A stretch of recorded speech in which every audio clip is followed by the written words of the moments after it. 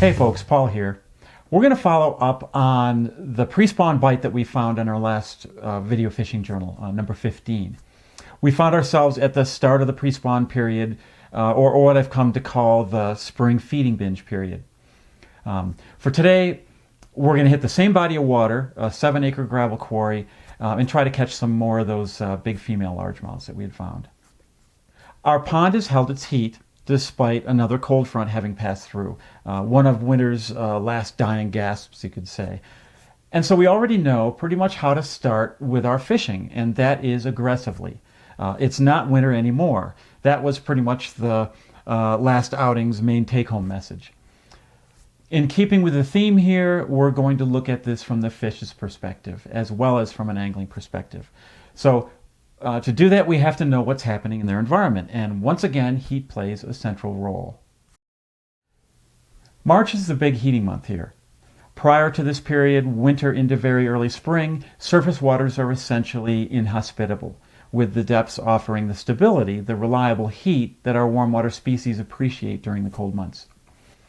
During early to mid-spring, though, by mid-March here in northern Colorado where I'm at, water bodies have taken on sufficient heat that the food chain has begun to activate.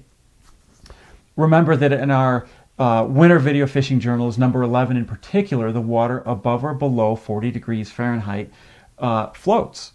So in the spring, the heat builds at the surface. Surface waters begin to activate and attract fish of all sizes. So what does this actually look like from the bass's perspective? In early March, with water temperatures in the low to mid 40s, the fronts and fronts still resulting in skim ice, this is what the bass are doing. Here's what it looks like.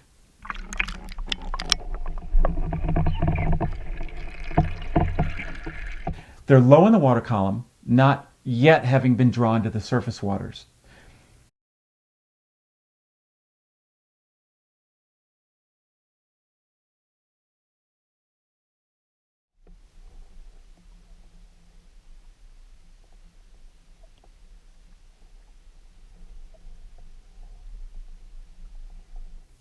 Now, here's the same location in mid-March, with surface temperatures hovering around the 50-degree Fahrenheit mark. The bass are now high in the water column. In fact, some are actually soaking up heat under the overhead cover in the top 2 feet of water. As you can imagine, it's easy to fish beneath these bass when this sets up. So for today's outing, in keeping with what I learned last time, where we are in the season exactly, I expected another day of aggressive bites, high in the water column. And I wasn't disappointed, nor were 2 other anglers fishing from the shoreline. I got there about mid-morning, and the guys told me the fishing was great. So the binge is on.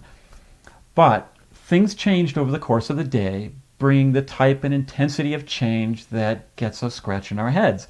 And if you're a diehard like me, losing sleep at night. So we're going to go ahead and fish, and then talk about what we saw at the end. In my mind, head scratching is a part of it all. The natural world has a way of stretching us in uncomfortable ways that serve as a check on our egos, a reminder that it's a big world out there, and that there's always more to learn. Okay, let me set this scenario up for you. I've been watching the weather.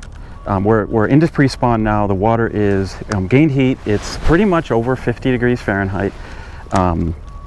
We're there, and it's not going to give that heat up. The sun's just too high now. The days are long enough, the nights are too short. Even the snow we had just a few days ago didn't affect the water temperature much. It looks terrible to us, and it does. It drops or stabilizes the temperature. But this body of water, water being water, is holding heat. There's one.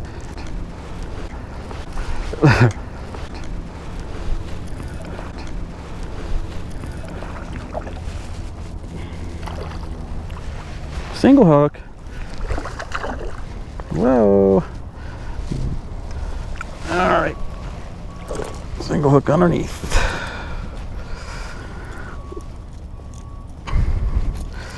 Right in the jaw there. Now the idea is to know how it came in, to get it out.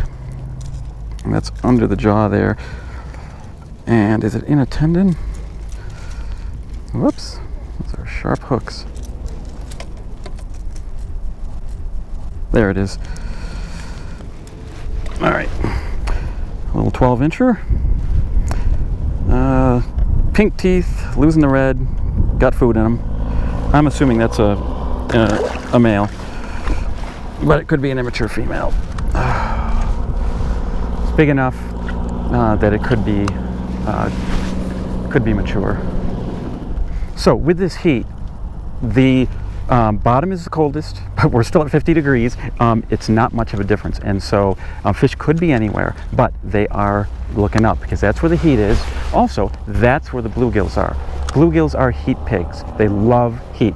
They will appreciate every degree, and the food is up. We are right now in the spring midge hatches that are going on. We're in the thick of it. They're the biggest midges of the year, and the bluegills are all over those. So part of today is going to be, we've got heat. The bass have distributed. They're not in the winter quarters anymore, although they're going to be just about everywhere. A huge part of this is, where are the bluegills? I can tell you they're all over the pond, but some places they're more vulnerable to attack by bass than others, and the bass learn these spots. Some water bodies don't have a lot of cover. And that's great, because if you have isolated cover, you have bluegills in fewer locations, and they ended up crowded into certain places. Here we've got a ton of cover. Essentially, there are some places that hold more bluegills than others. And I assess that pretty much by just walking the bank. I mean, you can see them, especially this time of year. The shorelines have become really important. Again, there's one, not a big one. I got a pod of little guys in there. Oh, he popped off. Okay, go easy on him, Paul.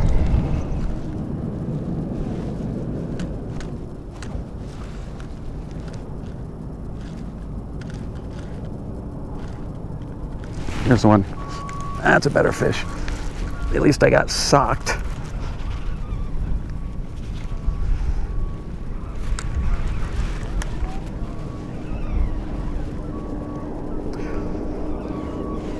Staying down you are. Oh, we'll get out of my anchor line.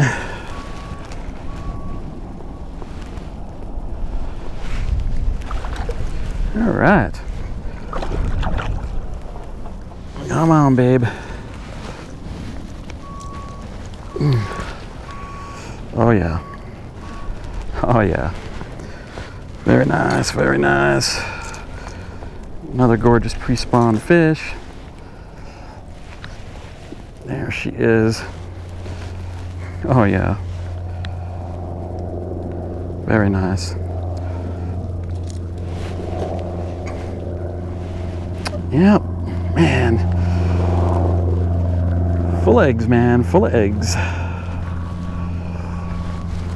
I gotta spin, so I'm not. There we go. That's a pretty fish. That is a pretty fish. All right, honey.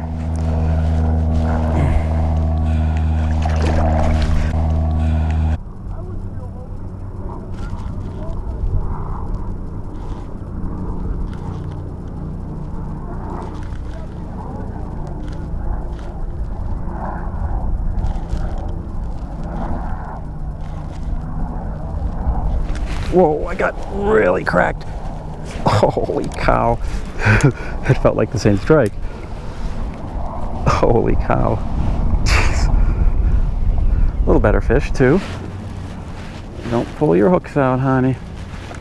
Don't pull those hooks out.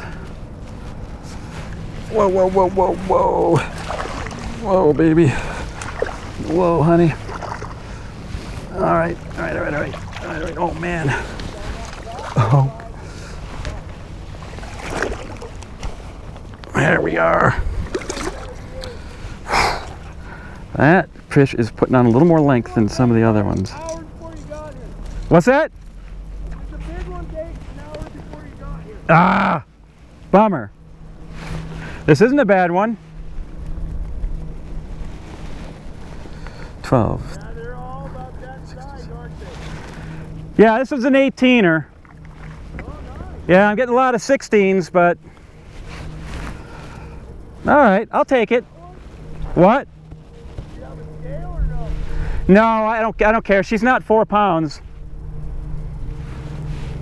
3 3/4 maybe.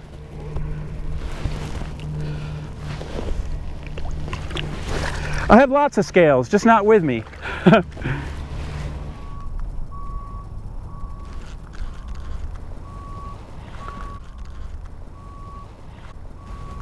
Whoa, I got nailed. Okay, go easy, go easy, go easy.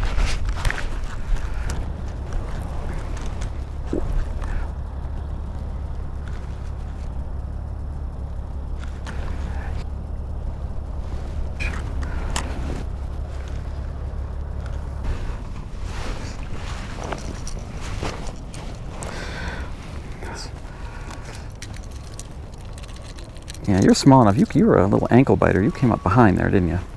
See how I slipped that hook out? You don't have to rip. You do not have to rip hooks out of these fish. This place is heavily fished. And if you're ripping lips, you are damaging those fish. And it makes them ugly. And what's a largemouth bass without its mouth?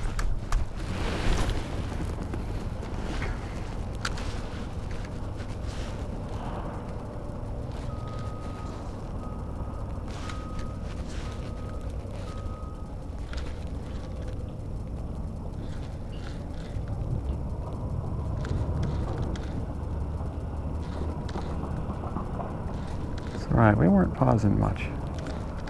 Come on. There's one. Wow, I got popped. Nope, not pausing. Whoa, it feels like a heavy fish.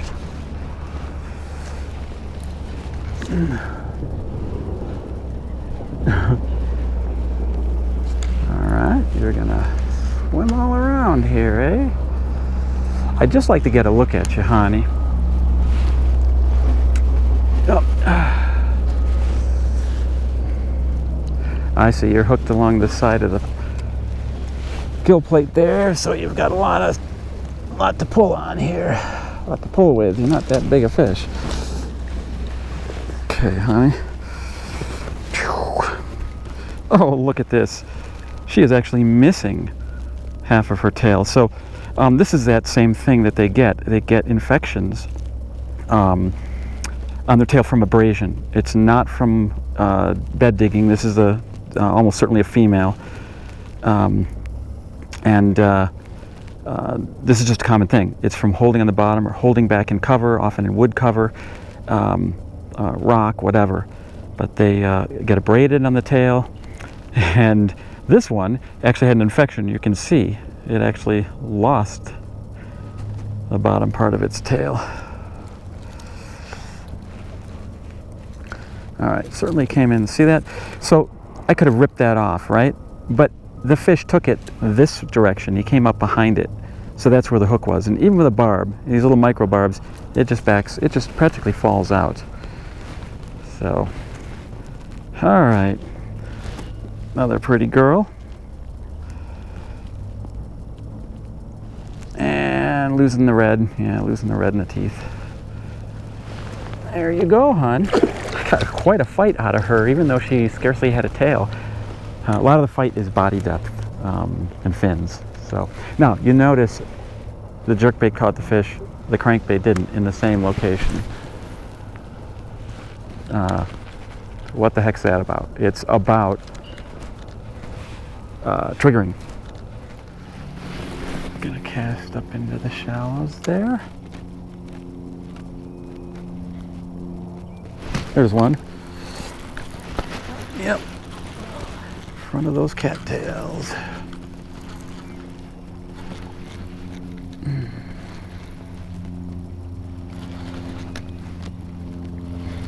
Not a big one. In fact, a rather little one. Hi, little fella.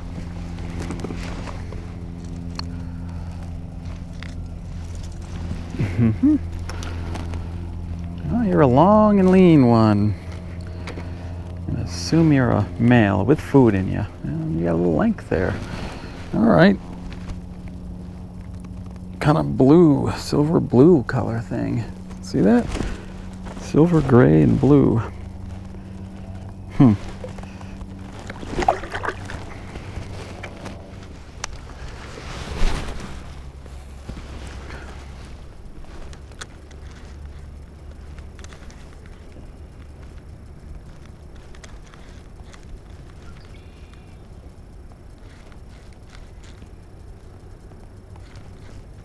There's one. Yes, right where it should be too. That's where I hit him the other day, right off the end of the wood too. Not a big fish. Darn it. Getting some juveniles on this side now. So that's what I've been hitting with my jig too. Hang tight, honey. Another little 12er.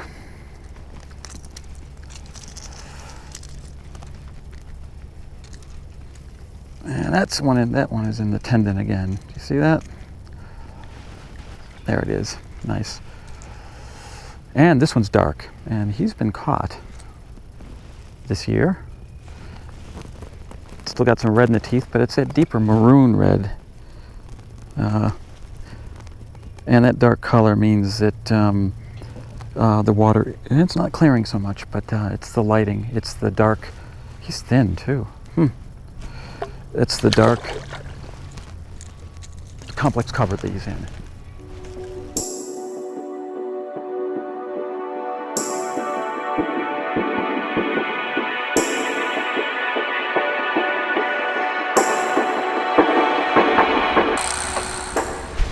I know there's fish under that, right there.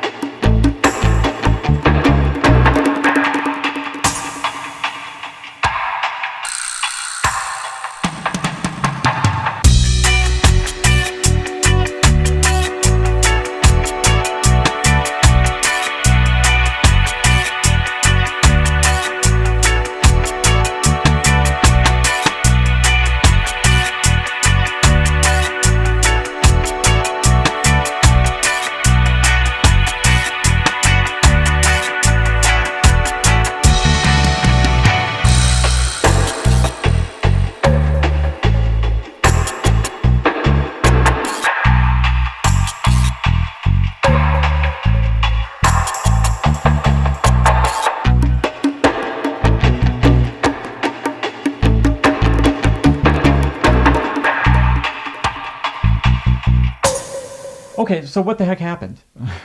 That's my question. Bass fishing is not a simple game. If you're expecting or insisting it be so, then you may want to just save yourself the bruises and choose a different hobby.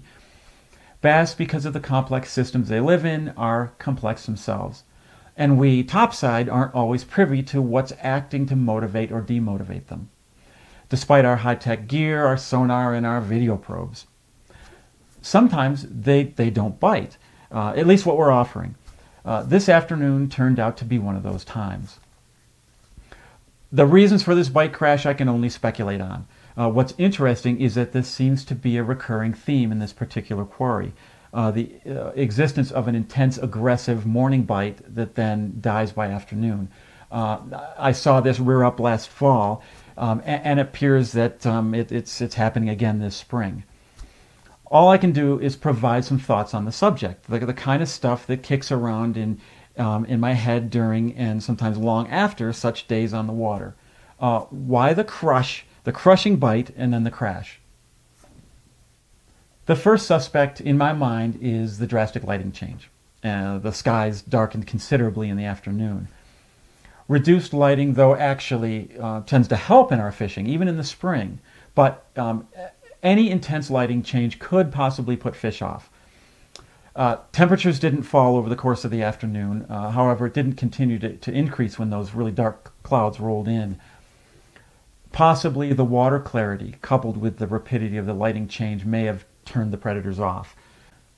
Water clarity is only fair in this pond with plankton bloom and suspended material, which under dense cloud cover could affect visibility below some threshold for hunting bass in this pond at this particular time. Okay, another possibility, did they move to cover? I've seen and videoed active bass shutting down and piling into cover after a drastic change in weather conditions. In that case, it was a heavy wind that interrupted their surface feeding. It was like boom. Today, I did check for a heating difference within those cattails that surround that pond. The calm water in there could possibly be much warmer. It had warmed through the day, but it wasn't. It turned out not to be that intense a heating day overall. I did run into a few juveniles late in the day on the warmer downwind side of the pond, but the large adults weren't responding. Could prey activity have been a factor? The bluegills may have been distracted while actively feeding on emerging midges early in the day, possibly the subsurface pupal stage that swim to the surface. The bluegills then switching back to anti-predator mode when that emergence petered out.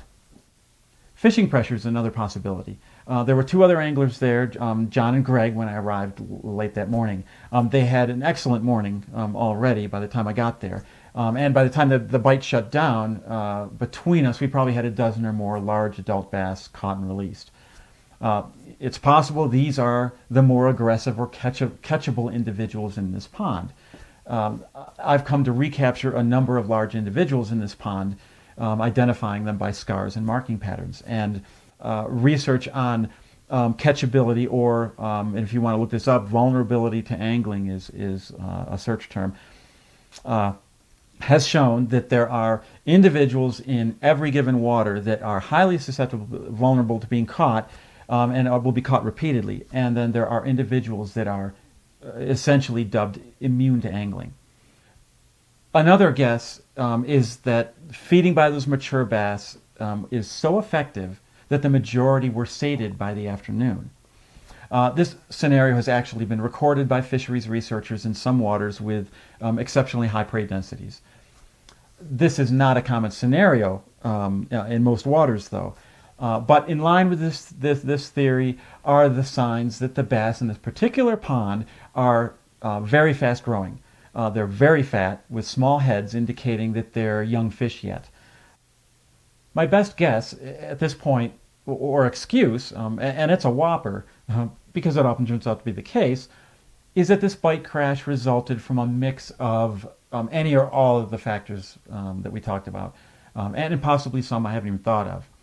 If any of you folks have any thoughts, lay them on me. Having more to consider might help me crack this problem for the future. I'd actually love to continue to work on this problem and figure it out, but for now, I need to move on and continue tracking and recording the changing seasons. That's pretty much what I've been working on with these fishing journals. So we'll be moving on to different waters in the next few journals. Until then, get out there and keep your eyes and your lexicons wide open, and feel free to let me know what you see.